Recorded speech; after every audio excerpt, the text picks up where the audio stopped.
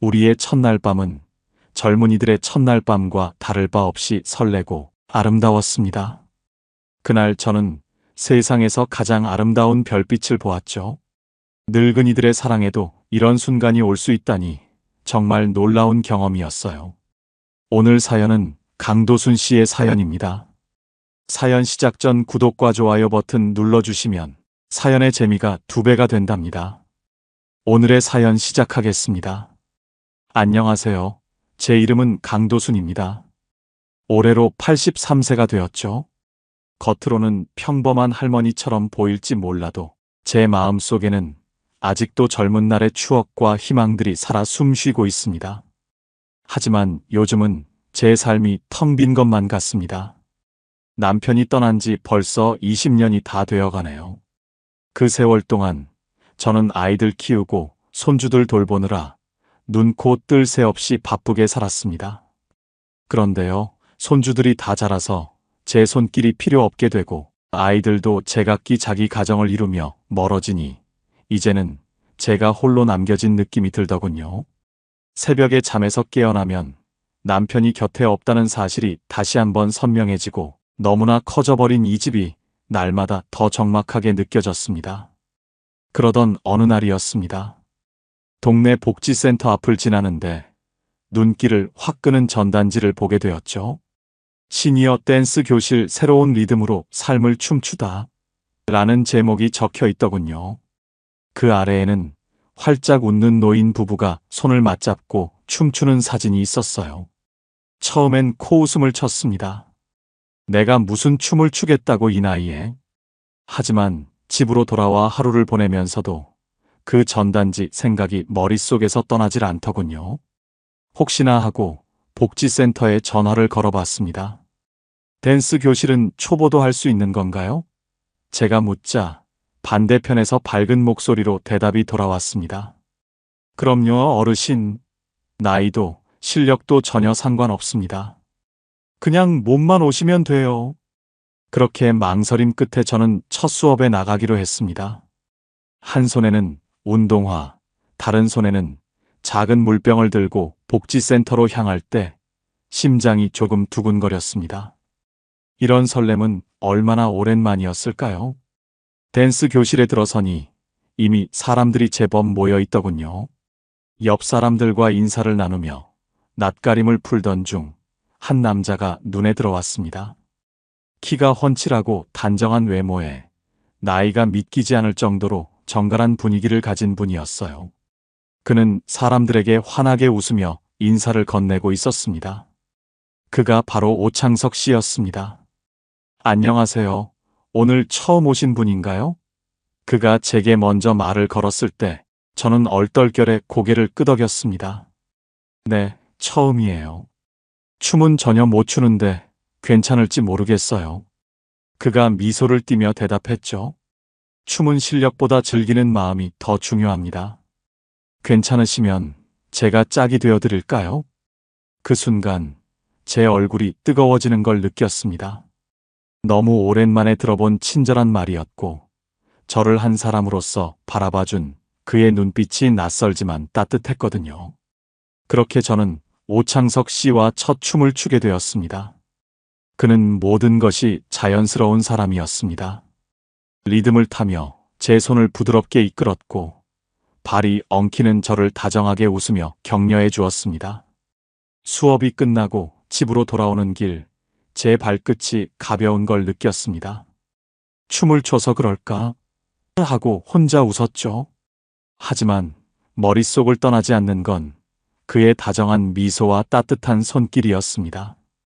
그날 밤 저는 침대에 누워 오창석 씨를 떠올렸습니다. 도순아, 설마 너 또 설레는 거니? 하고 혼잣말을 하며 이불을 끌어안았지만 제 마음 한구석은 어린 소녀처럼 뛰고 있었습니다. 그렇게 제 삶에 작은 변화가 시작되었음을 저는 깨닫고 있었습니다. 댄스 교실에 나가는 월요일과 목요일 아침은 이제 제게 특별한 날이 되었습니다. 오창석 씨와 함께 춤을 추는 시간이 점점 기다려졌거든요. 그와 함께 발을 맞추다 보면 어느새 제 몸이 리듬에 맞춰 자연스럽게 움직이는 걸 느꼈습니다. 춤은 실력보다 마음이 중요하다던 그의 말처럼 춤추는 순간만큼은 어색함이나 두려움도 사라지고 제 자신이 살아있다고 느껴졌습니다. 수업이 끝난 뒤 우리는 종종 나란히 걷게 되었습니다. 복지센터 근처 작은 공원에서 벤치에 앉아 대화를 나눌 때면 시간 가는 줄 몰랐습니다. 그는 젊은 시절 유럽 출장에서 겪었던 일들, 라디오에서 흘러나오던 노래에 얽힌 추억들을 이야기하곤 했어요. 제가 그때 파리에서 이 곡을 들으며 걷던 풍경이 아직도 눈앞에 선합니다. 그의 말을 들으며 저는 자신도 모르게 미소를 지었죠. 어느 날 수업 후에 그가 제게 말을 건넸습니다. 도순 씨, 다음 주에 동네에서 축제가 열리는 거 아시죠? 같이 가시면 어떨까요? 밤에 불꽃놀이도 있다고 하던데요. 그의 제안에 저는 잠시 망설였습니다. 젊은 시절이라면 몰라도 이 나이에 남자와 축제를 간다는 게 괜히 쑥스럽고 누가 볼까 걱정이 됐으니까요. 하지만 그의 따뜻한 눈빛을 보고는 도저히 거절할 수 없었습니다. 그래요. 같이 가요. 축제날 저는 아침부터 거울 앞에서 한참을 서성였습니다. 옷장 속에서 고른 연한 베이지색 원피스에 작은 진주 귀걸이를 매치했죠. 딸아이에게서 선물 받았던 핸드백도 꺼내들며 혼자 속으로 중얼거렸습니다. 이 나이에 내가 이러고 있다니 부끄럽지도 않니, 강도순? 하지만 그런 마음도 잠시 문 밖에서 오창석 씨를 만난 순간 제 모든 걱정은 사라졌습니다. 그는 꽃무늬 셔츠에 중절모를 쓰고 있었는데 나이에 어울리지 않을 정도로 단정하고 멋있어 보였거든요. 오늘 정말 아름다우십니다, 도순 씨. 그의 칭찬에 저는 얼굴이 뜨거워지는 걸 느꼈습니다. 아니에요. 오 선생님도 멋지세요. 그렇게 어색하게 웃으며 우리는 축제장으로 향했습니다. 축제장은 사람들로 북적였고 여기저기서 음악 소리와 웃음소리가 들렸습니다. 우리는 꼬치구이를 나눠 먹으며 이런저런 이야기를 나눴습니다. 그러다 불꽃놀이가 시작되었고 하늘을 수놓는 불빛에 모두가 환호성을 질렀습니다. 저는 불꽃놀이에 감탄하며 한참을 바라보다가 옆에 선 그를 보았습니다. 그런데 그는 하늘이 아니라 저를 바라보고 있더군요. 왜 저를 그렇게 보세요? 제가 묻자 그는 조용히 웃으며 대답했습니다. 불꽃도 아름답지만 오늘 도순 씨가 더 빛나 보여서요. 그의 말에 심장이 덜컥 내려앉는 것 같았습니다. 오랜 시간 잊고 지냈던 여자로서의 감정이 갑작스레 되살아난 듯 했거든요. 그날 이후로 그는 저를 위해 작은 이벤트를 준비하기 시작했습니다. 어느 날은 복지센터 수업이 끝난 뒤 제게 손수 준비한 작은 꽃다발을 건네기도 했습니다. 이 꽃은 오늘의 도순 씨를 닮아서 골랐습니다. 은은하면서도 우아한 게 꼭 닮았죠. 그의 말에 얼굴이 붉어졌지만 이상하게도 그런 마음이 싫지 않았습니다. 오히려 그의 다정한 말 한마디, 행동 하나하나가 제 가슴을 설레게 했습니다. 그러나 마음 한구석에서는 불안감이 스멀스멀 올라왔습니다. 내가 이렇게 설레어도 되는 걸까? 이 나이에 이런 감정이 어울리긴 할까? 특히 동네 사람들의 눈치와 자녀들의 반응이 걱정됐습니다. 하지만 그럴 때마다 그는 늘 다정하게 말했습니다. 도순 씨, 나이와 상관없이 설레고 행복할 수 있는 게 사랑 아닐까요? 우리 그저 이 순간을 소중히 여깁시다. 그의 말은 제 마음을 조금씩 열게 했습니다. 마치 겨울 내내 얼어있던 땅 위로 봄 햇살이 내려오듯 그의 진심이 제 안에 따뜻하게 스며들었죠. 그리고 어느 날 저녁 그는 용기를 내어 이런 말을 했습니다.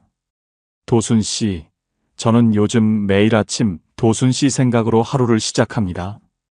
그리고 하루가 끝날 때면 다시 도순 씨 얼굴이 떠올라요.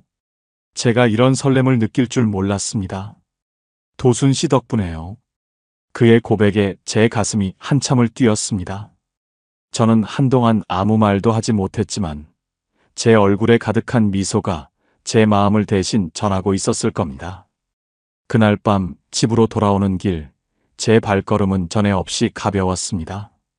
설렘과 기쁨이 제 안에 가득 찬 것을 느끼며 나는 조용히 중얼거렸습니다. 강도순, 내가 정말 사랑이라는 걸 다시 느끼고 있는 거구나. 그렇게 우리의 사랑은 조금씩, 그러나 확실히 시작되고 있었습니다.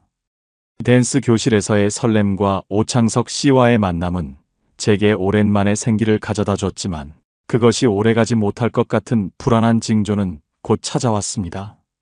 어느 날 시장에서 채소를 고르고 있는데 지나가던 동네 아줌마 둘이 제 얘기를 하는 걸 듣게 됐습니다.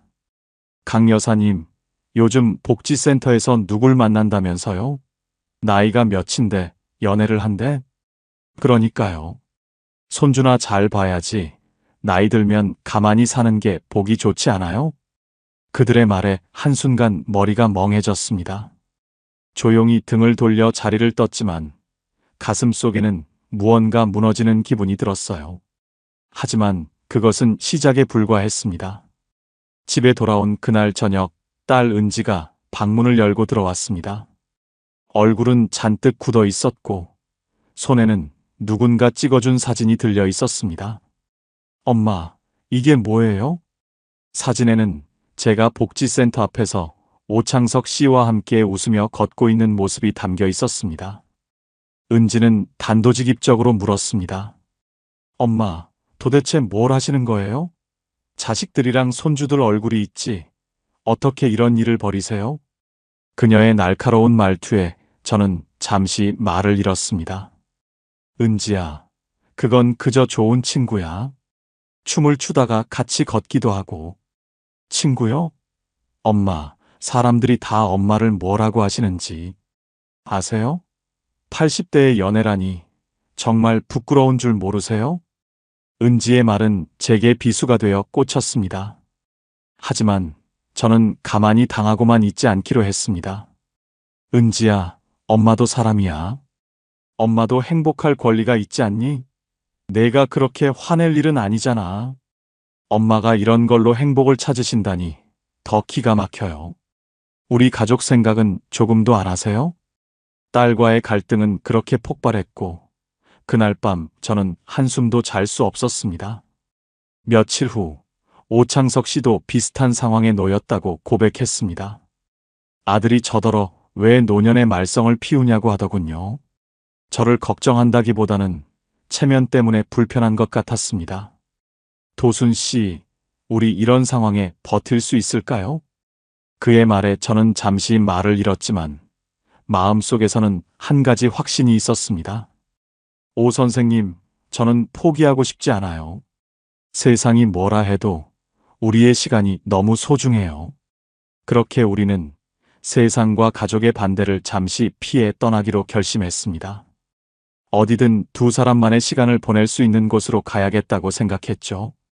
오 선생님은 조용한 바닷가 마을을 추천했습니다. 도순 씨, 이곳은 사람이 많지 않아서 우리 둘이 편히 지낼 수 있을 겁니다. 제가 예전에 몇 번 다녀온 적 있는데 참 좋더군요. 그렇게 우리는 한적한 해변으로 떠났습니다. 도시를 벗어나 기차를 타고 몇 시간을 달린 뒤 도착한 곳은 푸른 바다와 고요한 풍경이 펼쳐진 아름다운 곳이었습니다. 여기 정말 좋네요. 저는 바다 냄새를 맡으며 활짝 웃었습니다. 그는 제 짐을 들어주며 말했습니다. 도순 씨가 좋아하신다니 다행입니다. 여기서 며칠 동안 편히 쉬면서 세상은 잠시 잊어보도록 하죠. 숙소에 도착하자마자 우리는 해변으로 나갔습니다. 그의 손을 잡고 부드러운 모래 위를 걸으며 파도가 발끝을 스치는 감각을 느꼈습니다. 그 순간 저도 모르게 입에서 이런 말이 나왔습니다. 선생님, 저 이런 순간이 있을 줄 몰랐어요. 제가 다시 이렇게 설레고 행복해질 줄은. 그는 제 손을 꼭 잡으며 웃었습니다. 도순 씨, 저도요. 당신 덕분에 제 인생이 다시 시작되는 느낌입니다. 그날 밤 우리는 작은 숙소방 안에서 와인을 한 잔씩 나눴습니다. 창밖으로는 잔잔한 파도 소리가 들리고 촛불 하나가 방안을 은은하게 밝혔습니다. 도순 씨. 그가 제 손을 잡고 조용히 말했습니다. 제가 이런 감정을 느낄 수 있게 해주셔서 정말 고맙습니다. 저는 당신과 함께라면 어떤 어려움도 이겨낼 수 있을 것 같습니다. 그의 진심 어린 고백에 제 눈에는 눈물이 고였습니다. 저는 떨리는 목소리로 대답했죠. 저도 선생님 덕분에 다시 살아있음을 느껴요. 나이가 이렇게 많아도 사랑이란 게 우리를 움직이게 한다는 걸 깨달았어요. 그는 천천히 제 손을 쥐며 가까이 다가왔습니다. 그의 따뜻한 눈빛 속에서 저는 모든 걱정을 잊고 그의 입술이 제 입술에 닿은 그 순간 저는 온전히 그에게 빠져들었습니다. 우리는 그렇게 서로의 마음을 확인하며 끝없이 사랑을 나누고 또 나누었습니다. 그날 밤 저는 인생의 또 다른 장이 열리는 것을 느꼈습니다. 그 어떤 젊음보다 우리는 뜨거웠고 열정에 사로잡혀 있었어요. 그날 밤을 지금도 잊을 수 없을 정도로. 지금도 그 순간을 떠올리면 가슴이 미친 듯이 설레입니다. 이 여행은 우리에게 단순한 여행이 아니었습니다. 서로를 더 깊이 이해하고 세상의 비난을 이겨낼 힘을 얻는 시간이었죠. 밀월 같은 이 시간은 우리 사랑의 새로운 시작이었습니다. 여행을 마치고 다시 일상으로 돌아왔을 때 저는 모든 게 달라 보였습니다. 삶의 새로운 색깔을 찾은 것 같았죠. 여전히 복지센터 댄스 교실에 나가고 장을 보고 평소처럼 하루를 보내지만 오창석 씨와의 시간은 제게 특별한 의미를 부여해 주었습니다. 그런데 그 행복이 오래가지 못했습니다. 어느 날 동네 마트에서 뜻밖의 소리를 듣게 된 겁니다. 강 여사님이 요즘 그 오창석 씨랑 자주 다닌다더니 그 남자 과거에 사기죄로 고소당했다면서요? 그러게요. 이혼도 2번이나 했다던데 그런 사람이랑 어울리는 게 말이 돼요? 혹시 재산이나 노리려는 거 아닌가요? 그들의 대화에 제 심장이 내려앉는 것 같았습니다. 귀가 뜨거워지고 손끝까지 떨렸습니다. 설마 그런 일이 있을 리가 없어. 스스로를 다독이면서도 머릿속은 이미 혼란으로 가득 찼습니다. 집에 돌아온 저녁, 딸 은지가 전화도 없이 찾아왔습니다. 이번에도 그녀의 얼굴은 단단히 굳어 있었습니다. 엄마, 큰일이에요. 그 남자 오창석 씨에 대해 들어보셨어요?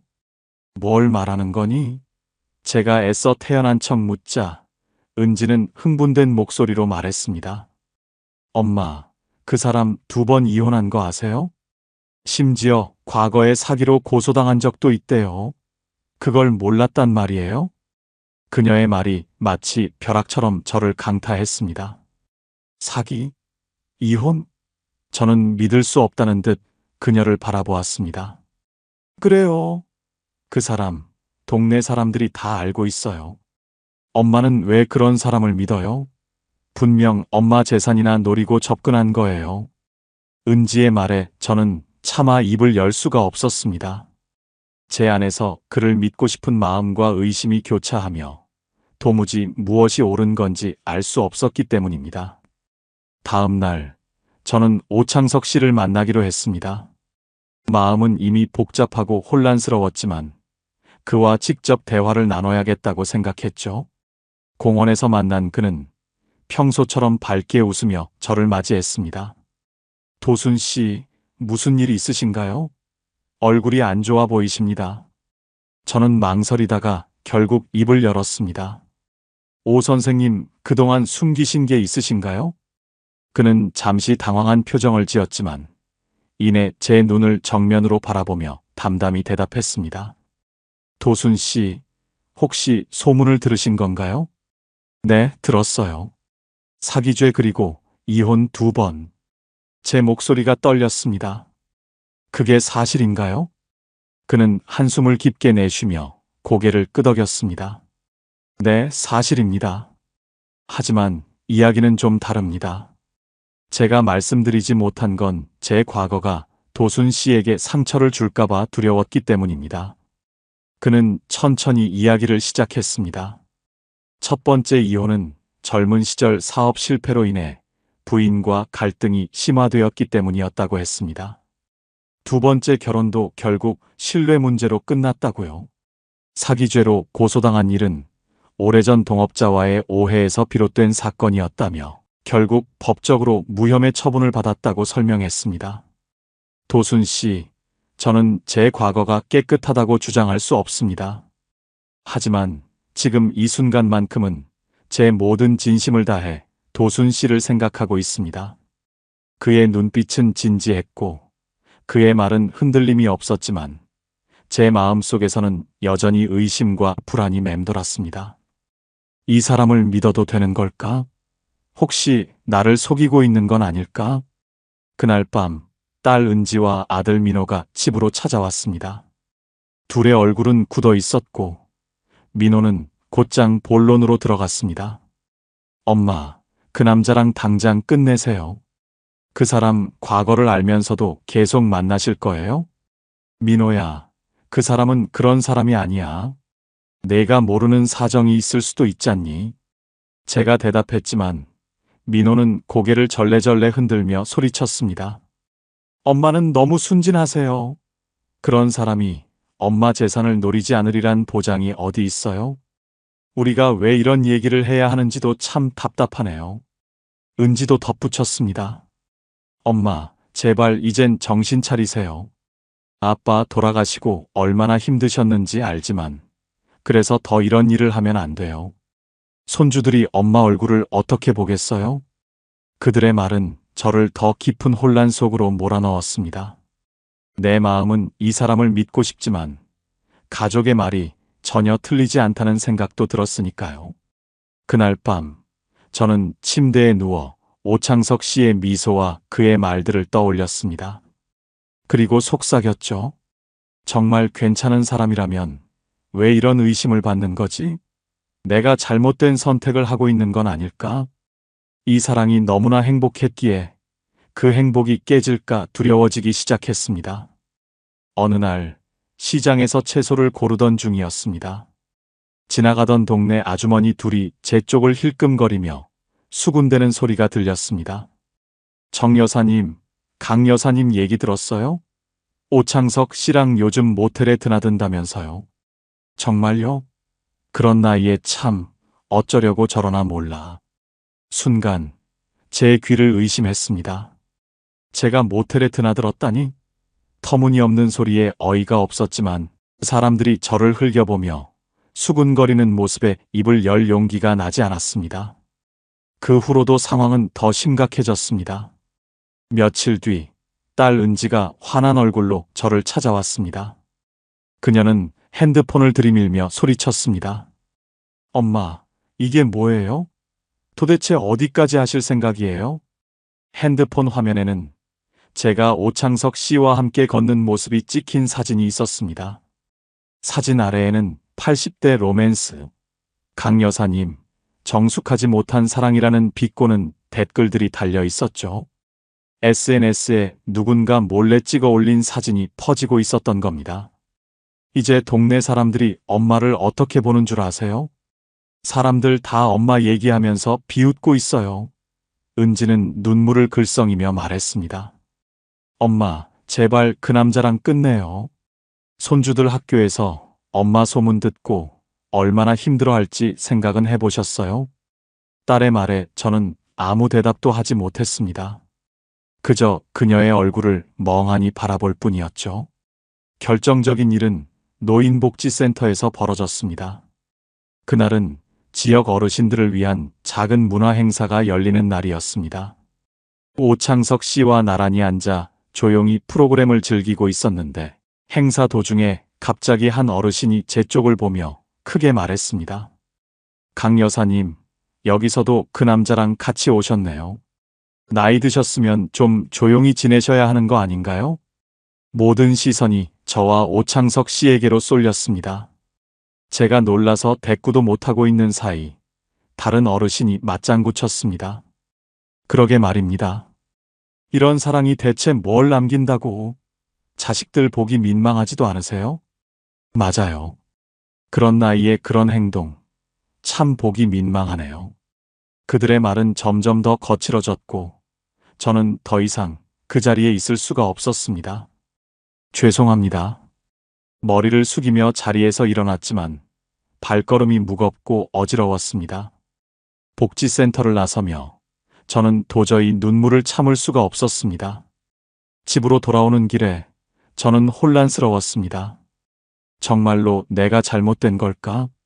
이 사랑을 선택한 게 내 아이들과 손주들에게 큰 상처를 주는 건 아닐까? 오창석 씨가 내게 보여준 다정함과 진심이 너무나 따뜻했지만 그로 인해 감당해야 하는 비난과 모욕은 도저히 견디기 어려웠습니다. 그날 밤 오창석 씨에게 전화를 걸었습니다. 오 선생님, 우리 이렇게까지 힘들어야 할까요? 정말 잘못된 선택을 하고 있는 걸까요? 그는 한참 동안 침묵하다가 조용히 대답했습니다. 도순 씨, 제가 이런 상황을 만든 것 같아 너무 미안합니다. 하지만 제 진심은 변함없습니다.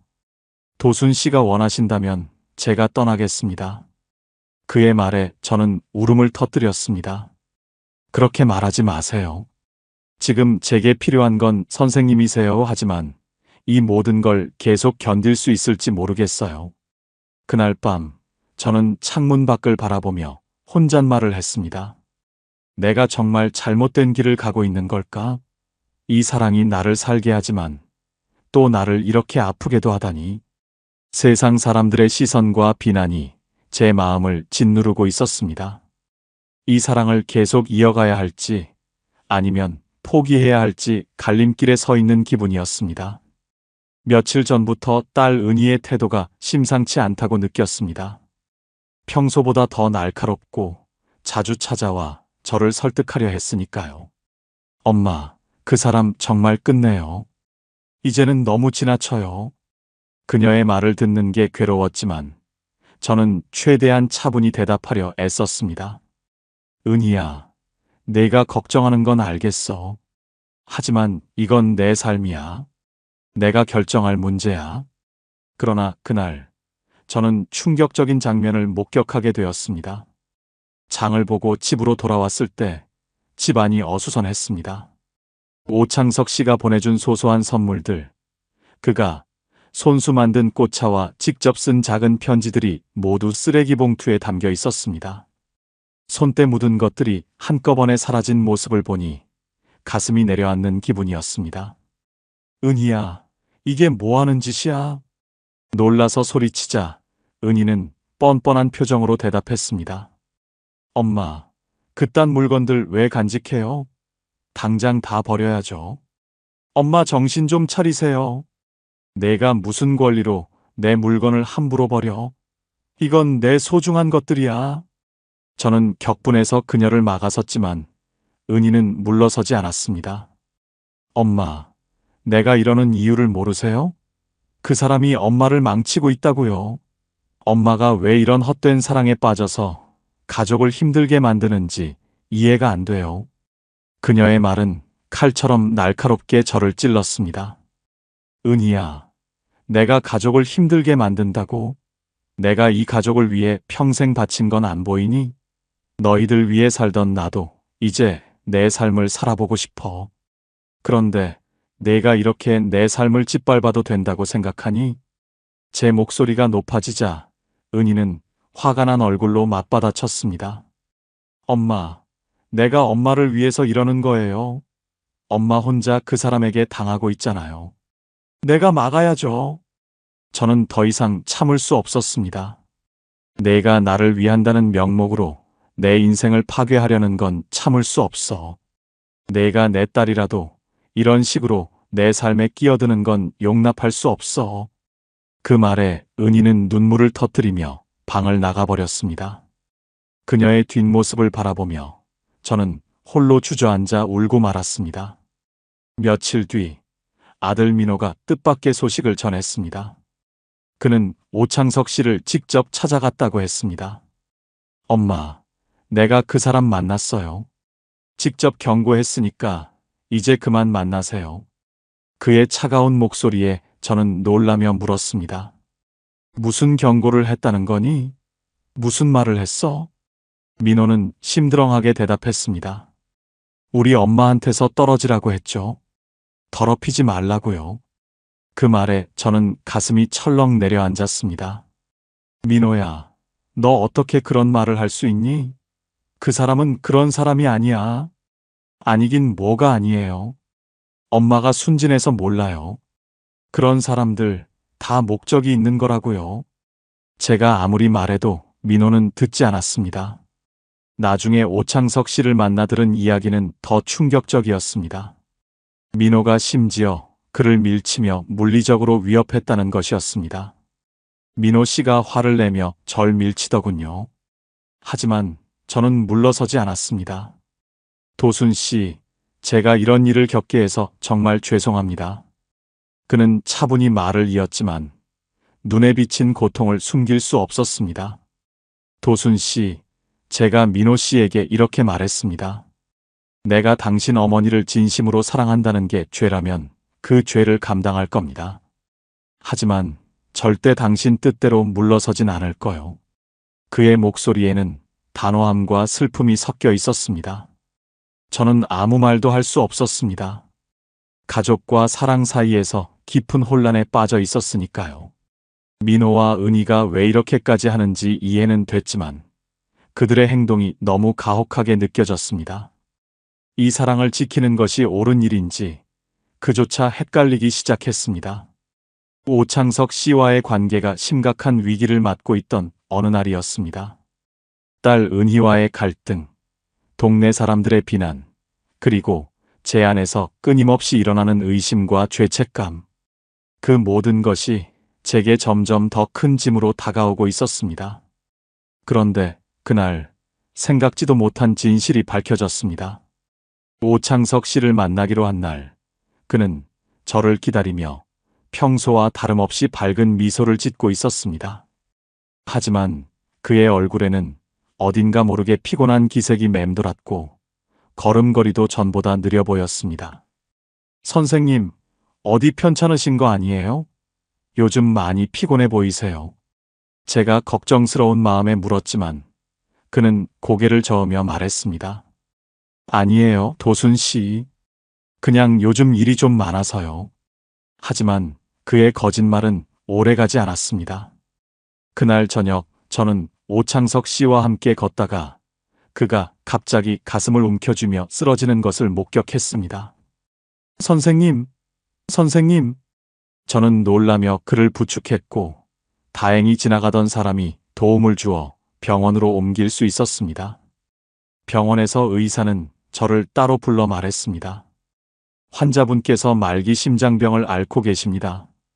수술을 받으셔야 하는데 고령이라 위험 부담이 큽니다. 치료를 받지 않으면 시간이 그리 많지 않을 겁니다. 순간 제 눈앞이 아득해졌습니다. 그가 이런 병을 앓고 있었다니. 제가 묻기도 전에 그는 조용히 병실에서 말을 꺼냈습니다. 도순 씨, 사실 이걸 숨기고 있었어요. 말하기가 두려웠습니다. 제가 당신에게 짐이 될까 봐요. 저는 그의 말을 들으며 눈물을 참을 수 없었습니다. 어떻게 저한테 말도 안 하시고 혼자 이런 걸 견디신 거예요? 그는 미소를 지으며 대답했습니다. 당신과 함께하는 시간이 너무 소중했거든요. 괜히 이 병이 우리 사이를 망칠까봐 숨기고 싶었습니다. 그의 진심이 느껴졌지만 동시에 저는 이 사랑이 정말 옳은지에 대한 고민이 다시금 몰려왔습니다. 가족들의 반대, 동네의 비난, 그리고 그의 병까지. 이 모든 상황이 저를 짓눌렀습니다. 며칠 동안 저는 그와 거리를 두었습니다. 그는 저를 이해하려는 듯 조용히 제 결정을 기다렸지만 저 역시 그를 떠나기에는 마음이 너무 아팠습니다. 내가 잘못된 선택을 하고 있는 걸까? 혼자 중얼거리며 수없이 고민했습니다. 그러다 결국 저는 그를 만나기로 결심했습니다. 그날 그는 병원 근처 작은 공원에서 저를 기다리고 있었습니다. 그의 얼굴은 여전히 따뜻했지만 어딘가 더 수척해 보였습니다. 도순 씨, 당신이 오지 않을 줄 알았어요. 그가 조용히 말했습니다. 저는 그의 앞에 서서 아무 말도 하지 못했습니다. 그런 저를 보며 그는 담담히 말을 이었습니다. 도순 씨, 나이가 많아서 이 사랑이 허락되지 않는다면 그건 제가 살아갈 이유를 잃는 겁니다. 저는 당신 없이는 못 삽니다. 그의 목소리는 흔들렸지만 그의 진심은 더없이 강하게 느껴졌습니다. 저는 그 순간 모든 갈등과 두려움을 내려놓기로 결심했습니다. 선생님, 저도 마찬가지예요. 저는 당신 없이 살아갈 자신이 없어요. 그러니 이 사랑을 놓지 않을 겁니다. 그의 눈에 눈물이 고였고 우리는 조용히 서로를 끌어안았습니다. 하지만 우리의 행복은 오래가지 않았습니다. 며칠 후 그는 병원에서 또다시 쓰러졌고 이번에는 상태가 심각했습니다. 의사는 다급하게 수술이 필요하다고 했습니다. 수술 성공률은 높지 않지만 이대로 두면 위험합니다. 수술이 시작되기 전 저는 병실에서 그의 손을 붙잡고 있었습니다. 그는 희미하게 웃으며 제 손을 꼭 잡았습니다. 도순 씨, 당신이 제 마지막이 되어줘서 정말 고맙습니다. 만약 이게 끝이라도 저는 행복합니다. 그의 말에 저는 눈물을 흘리며 대답했습니다. 그런 말 하지 마세요, 선생님. 우리 함께 더 많은 시간을 보내야 해요. 그는 마지막으로 미소를 지으며 의식이 희미해졌고 저는 수술실로 들어가는 그의 뒷모습을 보며 하염없이 울었습니다. 수술은 몇 시간이 지나고 끝났습니다. 의사가 나와 말했습니다. 수술은 성공했습니다. 앞으로 회복 과정이 필요하겠지만 괜찮아지실 겁니다. 그 순간 저는 주저앉아 울음을 터뜨렸습니다. 병실에서 그가 눈을 뜨는 모습을 보며 저는 그저 감사할 뿐이었습니다. 선생님, 정말 다행이에요. 이제는 절대 혼자 아파하지 마세요. 그는 미소를 지으며 대답했습니다. 고마워요, 도순 씨. 당신 덕분에 제가 살아갈 힘을 얻었습니다. 그날 우리는 서로의 곁에서 남은 시간을 함께 보내기로 다시 다짐했습니다. 세상이 뭐라든 이 사랑만은 지키기로 말입니다. 수술 후 시간이 흐르면서 오창석 씨는 조금씩 회복되었고 우리는 다시 함께하는 시간을 되찾았습니다. 하지만 마음 한구석에서는 여전히 가족들과의 갈등이 걸림돌로 남아 있었습니다. 딸 은희와 아들 민호는 여전히 우리의 사랑을 인정하지 않았고 제가 그들에게 다가가 대화하려고 해도 냉랭한 태도로 외면했습니다. 어느 날 오창석 씨가 제게 조심스럽게 말을 꺼냈습니다. 도순 씨, 아이들과의 관계를 이대로 두시면 안 될 것 같아요. 제가 더 노력해 볼 테니 기회를 한 번 더 주시겠어요? 저는 그의 말에 고개를 끄덕였습니다. 아이들과 화해하지 않고는 앞으로 나아갈 수 없다는 것을 저도 알고 있었으니까요. 그날 저녁 저는 딸 은희와 아들 민호를 집으로 초대했습니다. 오창석 씨도 함께 자리에 앉아 대화를 시도했죠. 긴장된 분위기 속에서 민호가 먼저 말을 꺼냈습니다. 엄마, 저희가 여기 온 이유는 단 하나예요. 엄마가 그 사람과 계속 만나신다면 우리 가족은 더 이상 무너질 수 없다는 걸 아셨으면 합니다. 그의 단호한 말에 가슴이 철렁 내려앉았지만 저는 침착하려고 노력했습니다. 민호야, 은희야. 엄마도 너희를 생각하지 않은 게 아니야. 하지만 이 사람을 만나고 나서야 내가 다시 살아있다는 걸 느꼈어. 그동안 내 아빠를 잃고 외로움 속에서 살아온 내 마음. 너희가 조금은 이해해 줄 수 없겠니? 은희가 한숨을 쉬며 대꾸했습니다. 엄마, 저희가 그걸 모르는 게 아니에요. 하지만 그분의 과거와 엄마를 둘러싼 소문들 때문에 저희가 얼마나 힘든지 아세요? 저는 딸의 말을 조용히 받아들였습니다. 그녀의 고통을 무시할 수 없었으니까요. 그때 오창석 씨가 말을 꺼냈습니다.